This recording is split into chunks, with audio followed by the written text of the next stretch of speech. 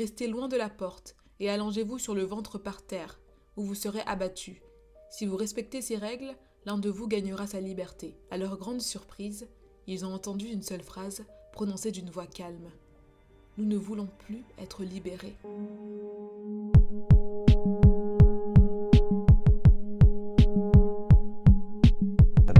The usual dissection of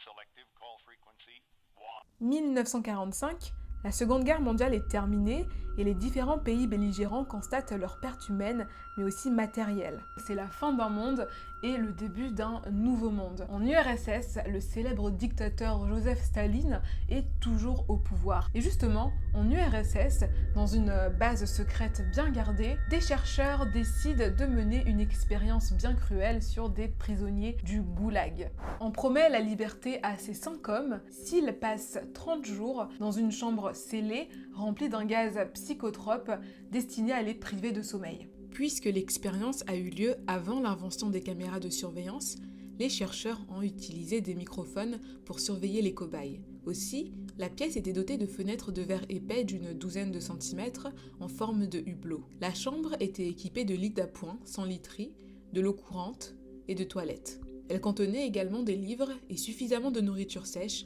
pour que les cobayes puissent tenir à 5 pendant plus d'un mois. Les 5 premiers jours se passent sans incident notable, sinon l'apparente négativité des cobayes qui partagent des histoires, des anecdotes assez sombres de leur passé. À part ça, rien de bien particulier. Mais au bout de 9 jours, la situation dégénère complètement, si bien que les cobayes deviennent imprévisibles et incontrôlables. Après 9 jours, le premier d'entre eux a commencé à crier. Il faisait des va-et-vient dans la pièce en hurlant à plein poumon, et ce pendant 3 heures sans discontinuer, jusqu'à ce qu'il n'arrive plus qu'à produire de petits couinements. Les chercheurs ont pensé qu'il s'était déchiré les cordes vocales. Le plus surprenant dans ce comportement, c'est la manière dont les autres sujets ont réagi, ou plutôt, n'ont pas réagi. Ils ont continué à murmurer dans les microphones jusqu'à ce que des cris retentissent à nouveau. 2 des captifs ont alors déchiré les livres, ont enduit toutes les pages avec leurs propres excréments et les ont collés sur le verre des hublots. Les cris se sont rapidement arrêtés, les murmures adressés au micro également. 3 jours se sont écoulés. Les chercheurs vérifiaient les micros chaque heure pour être sûrs qu'ils fonctionnent. Il était impossible que 5 personnes enfermées dans une pièce ne produisent aucun son. La consommation d'oxygène dans la chambre indiquait qu'ils devaient être tous les 5 en vie. En fait, elle correspondait à la quantité d'oxygène que 5 personnes consommeraient pendant un exercice physique extrêmement intense. Le matin du 14e jour, les chercheurs ont fait quelque chose qu'ils avaient dit qu'ils ne feraient pas, pour obtenir une réaction des captifs. Ils ont utilisé l'interphone de la chambre, espérant provoquer une quelconque réponse des détenus. Ils ont annoncé « Nous allons ouvrir la chambre pour tester les microphones. Restez loin de la porte et allongez-vous sur le ventre par terre, où vous serez abattu. Si vous respectez ces règles, l'un de vous gagnera sa liberté. » À leur grande surprise, ils ont entendu une seule phrase prononcée d'une voix calme.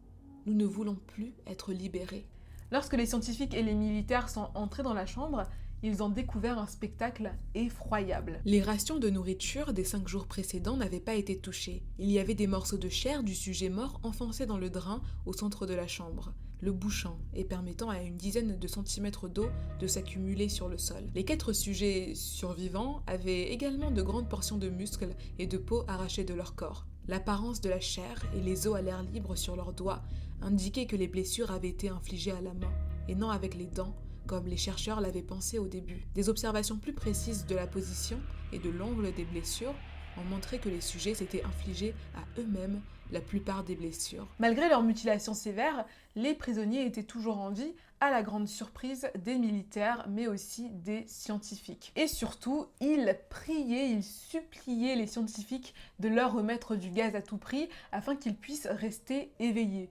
ce qui était aussi très surprenant pour les militaires et pour les scientifiques présents. Ils étaient tout d'un coup dotés d'une force colossale, ils ont repoussé, attaqué et même blessé et tué des militaires qui essayaient donc de les immobiliser.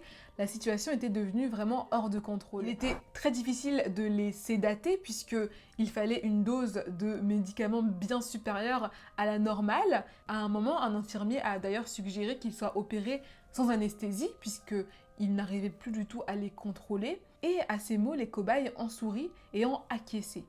On a donc replacé leurs organes dans leur corps, sans anesthésie, et ils étaient tout à fait conscients et heureux de vivre cette expérience, puisque d'ailleurs, ils souriaient aux infirmiers. Finalement, les militaires, qui avaient en partie financé ce test, cette expérience, se sont entretenus avec les scientifiques et ont suggéré de remettre ces cobayes dans cette chambre scellée, puisqu'on ne savait absolument pas quoi faire d'eux. Et à ces mots, les sujets qui étaient auparavant très anxieux, qui se frappaient la tête, qui clignaient des yeux pour rester éveillés, se sont calmés.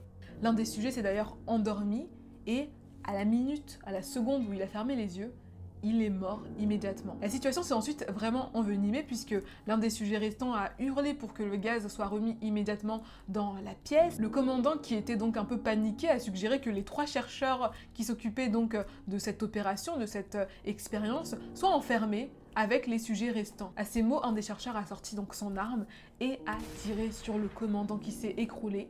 Il a ensuite tiré sur un des sujets et puis il s'est dirigé vers le sujet restant. Il a ensuite pointé son arme vers le sujet restant, toujours attaché au lit, tandis que les membres restants de l'équipe médicale et de recherche fuyaient la pièce. « Je ne me laisserai pas enfermer là-dedans avec ces choses, pas avec vous », a-t-il crié à l'homme attaché à la table. « Qu'est-ce que vous êtes ? Je dois le savoir. » Le sujet a souri. « Avez-vous oublié si facilement ? Nous sommes vous. Nous sommes la folie qui est cachée dans chacun d'entre vous, suppliant d'être libéré à tout moment dans votre esprit animal. Nous sommes ce dont vous vous cachez toutes les nuits dans vos lits. Nous sommes ce que vous réduisez au silence et à la paralysie lorsque vous rejoignez le paradis nocturne que nous ne pouvons fouler. » Rassurez-vous, l'histoire que je viens de vous lire est un creepypasta, autrement dit, une légende d'internet. Et elle est extrêmement populaire, elle fait partie des creepypastas les plus partagés du web, étant donné qu'en fait, elle est très réaliste dans ses détails. L'expérience du sommeil russe a été publiée pour la première fois en 2009 sur un forum qui s'appelle 4chan, dont je vous ai déjà parlé plusieurs fois dans mes vidéos, et l'auteur est inconnu, mais son pseudo était Orange Soda. En tout cas, en faisant mes recherches sur Reddit, je suis tombée sur ce commentaire d'un utilisateur se faisant appeler Lord Dragon 88. Alors, qui a écrit l'expérience russe sur le sommeil ? J'aimerais lire d'autres histoires de l'auteur. Et un certain Nothing Crazy lui a répondu en prétendant être l'auteur de l'histoire. Alors, c'est moi qui l'ai écrit, il y a environ 10 ans, je crois. Je l'ai d'abord posté dans un fil de discussion sur 4chan, à l'époque où les creepypastas commençaient à émerger, et je l'ai posté en 2 ou 3 paragraphes à la fois, en l'écrivant au fur et à mesure pendant quelques heures. Pour ce qui est des autres nouvelles, je suis désolée de vous décevoir, mais rien d'autre de ce que j'ai écrit n'est dans ce style. Et si je devais écrire à nouveau, ce ne serait probablement pas de l'horreur. Ma plus grande inspiration pour cette histoire a probablement été The Jaunt, qui est une nouvelle figurant dans l'un des recueils de nouvelles de Stephen King. Et je ne me souviens plus lequel. Même si la réponse de Nothing Crazy est très crédible, rien n'est certain, rien n'est sûr, puisque l'utilisateur n'a apporté aucune preuve de ses dires.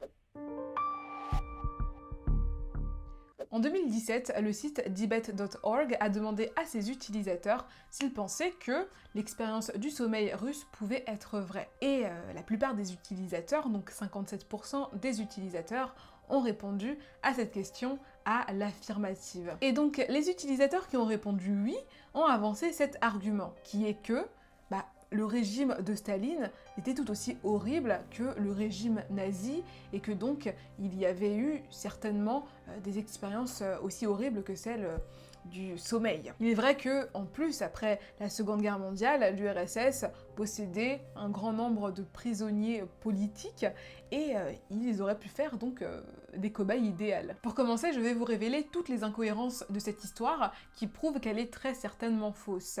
En revanche, un peu plus tard, vous le verrez, je vais vous montrer qu'elle est tout de même vraisemblable. On commence par les instigateurs de l'expérience, qui étaient apparemment l'armée, les services secrets russes. On le comprend parce qu'il est fait mention à un moment d'un commandant ex-agent du KGB. Et là, il y a un gros anachronisme. Pourquoi ? Parce que notre histoire se déroule donc à la fin de la guerre, en 45-46, quoi. Et le KGB n'a été créé qu'en 1954. Donc voilà. Une petite recherche Google aurait suffi à l'auteur de l'histoire pour trouver cette information. Au début de l'histoire, il est dit que les cobayes ne seraient surveillés que par micro et par des gros hublots, donc parce qu'il n'existait pas de caméra de vidéosurveillance à l'époque. C'est faux, puisque la caméra de vidéosurveillance à circuit fermé a été créée en 1942. On est en 1946, donc on peut se dire effectivement, c'est pas très populaire, elle a été popularisée dans les années 70, mais pour un gros programme gouvernemental, on peut imaginer que il y avait le budget pour au moins s'offrir des caméras classiques pour filmer les sujets. On comprend là que c'est tout simplement une volonté de l'auteur pour justifier le fait qu'il n'y a aucune vidéo disponible de cette expérience. Le record du monde de jours sans dormir a été attribué à Randy Gardner, un adolescent de 17 ans de San Diego en Californie. Il est resté 11 jours éveillé sans dormir et il est passé par plusieurs phases. Il a commencé à avoir des vertiges, puis des hallucinations. Il a même commencé à devenir un peu paranoïaque à un moment, mais tout s'est bien terminé. Finalement, il n'a pas eu de séquelles suite à cette expérience. Bravo Randy. Rappelons que dans notre histoire à nous, dès le 9e jour, les sujets sont devenus complètement fous au point de commencer à s'arracher la peau. Donc leur réaction était bien sûr bien trop disproportionnée, mais en supposant que les sujets de l'expérience étaient dans un état de psychose assez intense pour s'arracher la peau, s'éviscérer, ils seraient morts en quelques minutes à quelques heures d'hémorragie.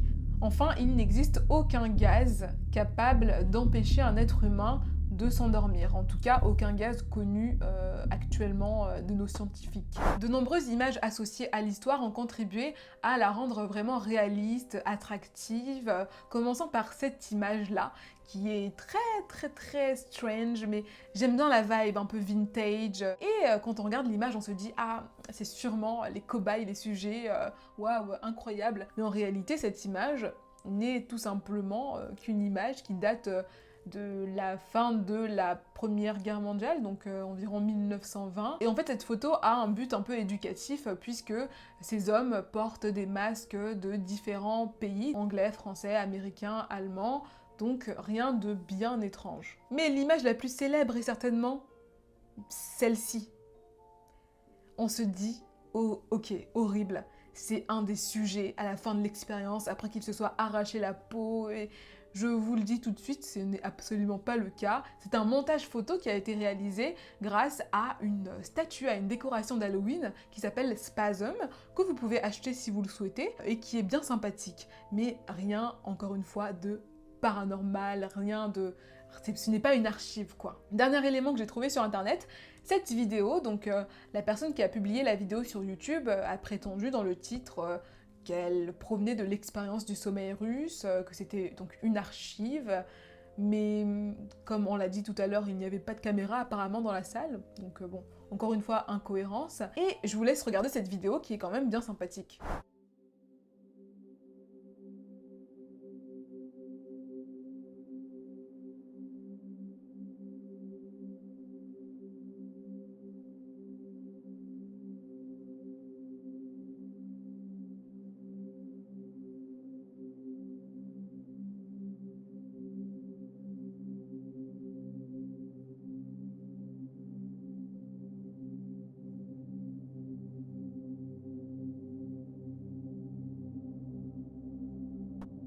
Je tiens à vous rassurer, ces images sont tirées d'un film sorti en 2012, un film anglais qui s'appelle Entity, qui était à petit budget et qui n'est pas très connu. Mais même si notre histoire n'est qu'un creepypasta, l'Union soviétique est connue pour ses expériences scientifiques très peu éthiques depuis le début du XXe siècle jusqu'à son effondrement donc dans les années 80. Prenons l'exemple du laboratoire des poisons.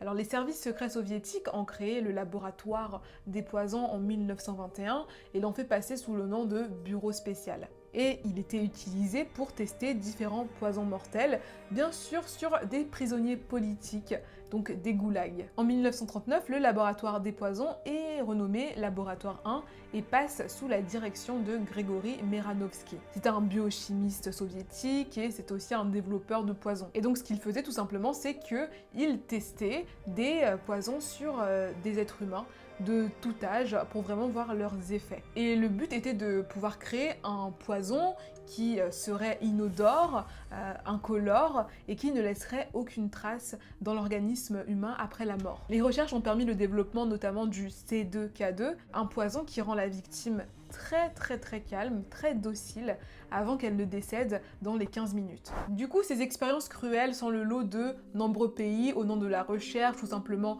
au nom de la cruauté, du pouvoir. Les Japonais aussi sont très forts pour ces expériences-là. Ils ont mené de grandes expériences très cruelles sur les Chinois. Vous pourrez aller voir ça si ça vous intéresse. Je mettrai le lien de la page Wikipédia dans la barre d'infos. Attention, les Japonais ont fait des choses cruelles. Et finalement, à côté, le Russian Sleep Experiment, donc l'histoire que je viens de vous lire, c'est vraiment de la gnognotte. Voilà les gars, la vidéo est terminée, j'espère vraiment qu'elle vous aura plu. Dites-moi ce que vous en avez pensé dans les commentaires, est-ce que vous connaissiez l'expérience du sommeil russe? En tout cas, n'hésitez pas à mettre des petits likes, ça fait toujours plaisir, ça fait toujours du bien, à me suivre sur la chaîne si ce n'est pas déjà fait. Et n'hésitez pas aussi, si vous le souhaitez, à me suivre sur mes réseaux sociaux. Je mettrai tous les liens dans la barre d'infos. En tout cas, j'espère que la vidéo vous aura plu. Je vous retrouve très bientôt pour une nouvelle vidéo. En attendant, prenez bien soin de vous et restez bien confinés.